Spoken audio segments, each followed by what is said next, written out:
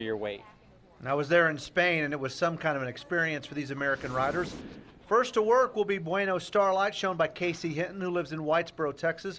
Curtis McCloy is the owner. This is a stallion by Gray Starlight. And Rick, let's start with the judges' perspective. They're all placed where they need to be, and kind of give us the rundown. Certainly, there's 5 judges, and we throw out the high and the low score to get an average between the 3.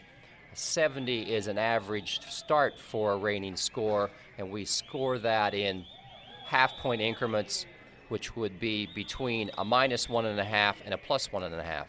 Now talk about this reining pattern. Is it going to give these guys a chance to, guys and gals actually, a chance to really show their horses? Pattern 5 is an excellent pattern for them to show. It has 8 maneuvers, which allows for separation.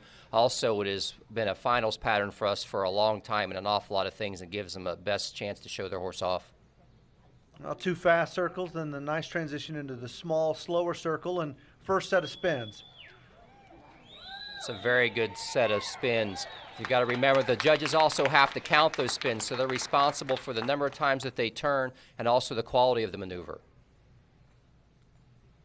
And as he starts his circles now to the other side, in the last decade, we've really seen these reining patterns, or not necessarily the patterns, the runs, become much more aggressive. What's behind that? The quality and quantity of the horses that are raised for reining competition has grown so much, and also the young riders and the opportunities for people to show very good horses attributes to the increased competition. What are you watching for as they make that transition to the small, slow circle there? The focal point for a circle is the very middle of the arena. That's where the large fast and the small slow begin and end.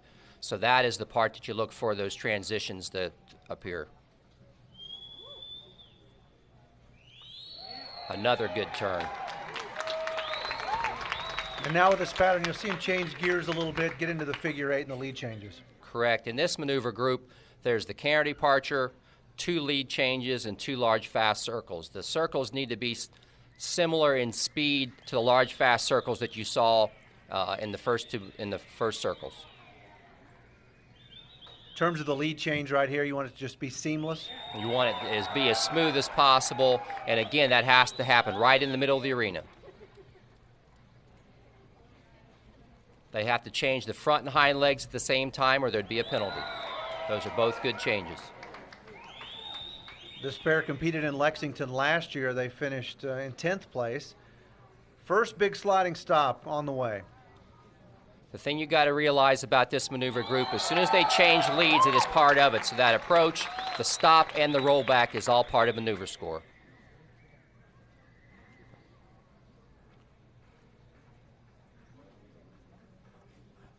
As an average approach, a little more degree of difficulty, good approach, a good stop, and average rollback. On to the next maneuver right away. We're on our approach by going around the end of the arena. Everything is pretty average here. Increase the speed, good approach,